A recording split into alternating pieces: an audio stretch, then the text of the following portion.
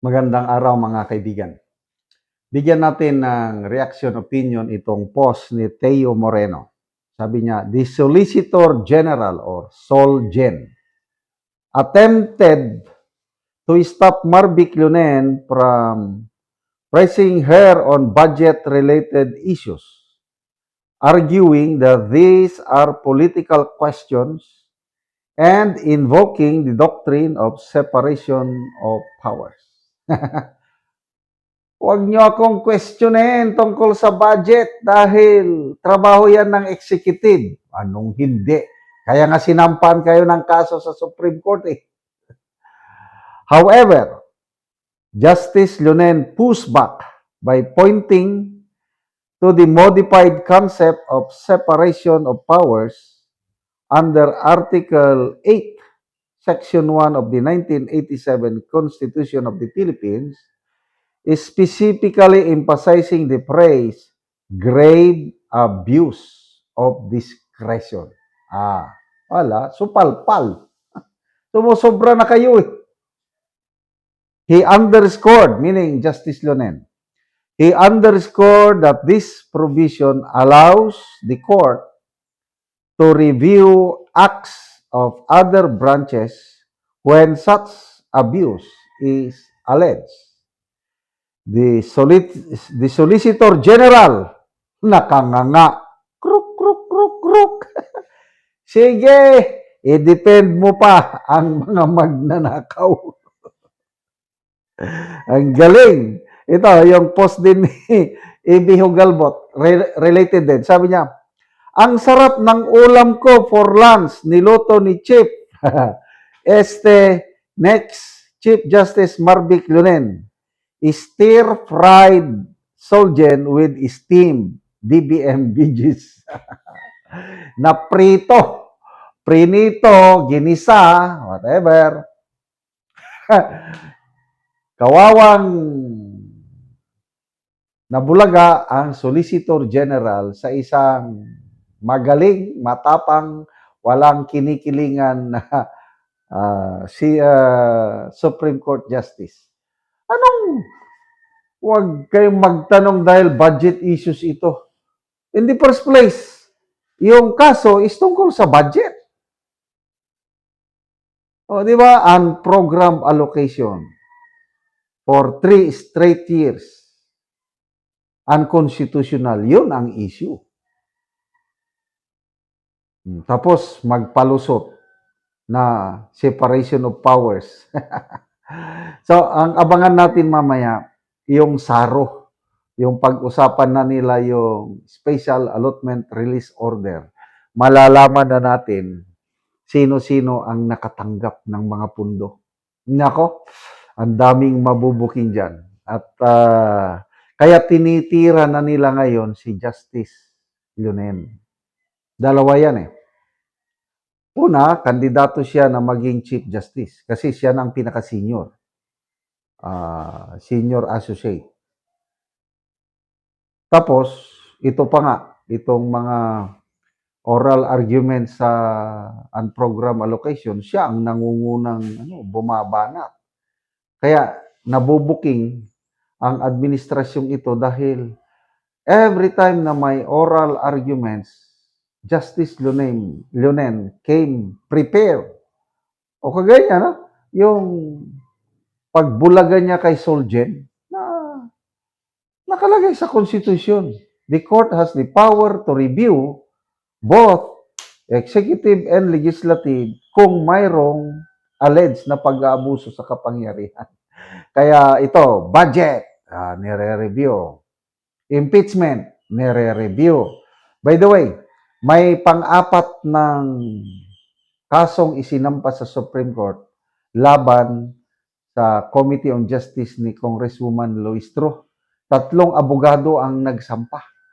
Ang rason is halos ang grounds sa pagsampa ng petition for certiorari, halos parehas lang din yung nakikitang yung isinite na grounds ni na VP Sara, Attorney Torion at yung isa pang grupo ng mga abogado. So makikita mo dito, lahat ng mga critical thinkers na abogado, wala nang, kahit hindi ka partido ni VP Sara, ang kanila lang is yung konstitusyon dapat wag labagin. Kaya nagsasampa sila. Baka may panglima pa nga, dahil nag-announce na noon si Mr. Jason Sa, hinihikayat niya yung mga kaibigan niyang abogado na magsampa ng kaso sa Korte Suprema. Kaya ito na ang administrasyon, both executive at saka Congress, yung House of Representatives. Sa buong buhay ko, ngayon lang ako nakasaksi ng sobrang daming kasong naisampa sa Korte Suprema laban sa administrasyong ito. Talagang ito na yung legacy ng Marcos Jr. administration na walang makakapantay. Siya lang ang nakagawa nito. Kaliwat kanan na kaso na. So ako, sana madesisyonan kaagad ito. Dalawang issue na yan, yung unprogrammed allocation at saka yung impeachment case ni VP Sara. Sana desisyonan kaagad yan para once and for all matigil na yung pang-aabuso, both executive dahil sa budget at ang Kamara yung kanilang fishing expedition. O bukas, abangan natin, mga pasabog daw ni Remulla at nakasaka ni, sino ba mag-attend? Remulla, Trillanes, representative ng BIR at representative ng AMLC, Anti-Money Laundering Council. May aasahan ba tayong malaking pasabog? Kung ako ang inyong tatanungin, wala. Kasi si Trillanes, gas-gas na plaka na yan. Kung ano ang sinasabi niya noon laban kay Tatay Digong, yun din ang sasabihin niya. Remulla, more on yan eh. Salin, wala namang problema sa salin ni VP Sara. Importante lang yung bank records na huwag mo nang premature pa na isubpwe na ngayon. Sa trial na lang. Yan. Dapat pwede nang isubpwe na kung sa impeachment trial sa ngayon, wala pang kapangyarihan ang Committee on Justice. Salamat mga kaibigan sa inyong pagsubaybay sa channel na ito.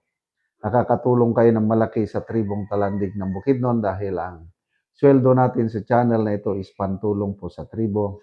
Namimigay tayo ng libreng yero at pako para makapagpatayo sila ng mas maayos na tirahan. Panoorin nyo ang video na ito.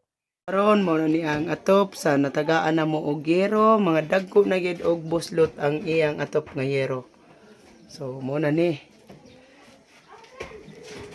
So kining diri dapita silupin ra gyud ang ginabutang tungod kay kung mag-ulan, ulanan na gyud.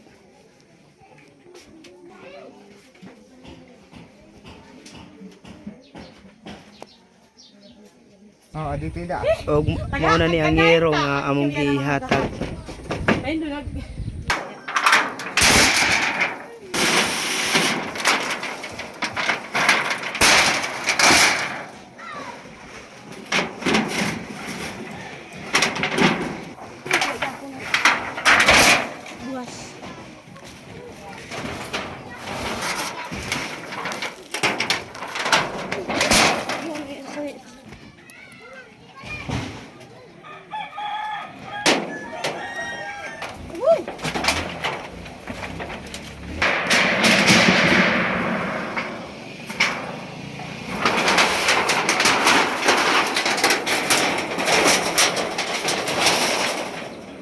Gamit na nan ko na dan ikaw pahilo no ba ibag ko sa daan. No, dyan. Magamit ko siya. CR, ato CR din. Martilyo.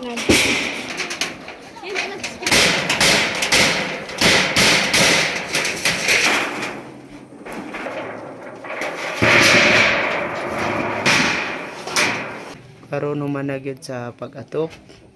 So nakatop na gyud ang among gitabangan sa ye.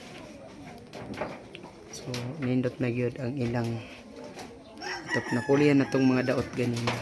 Mat sa Ginoo nga napulian na gud ang among among sin di na gid mi muulanan. So pila na to ka tuig? 5 na. Mm. Salamat kayo sa nagtarong ani nga di na gid mi muulanan. Salamat kayo.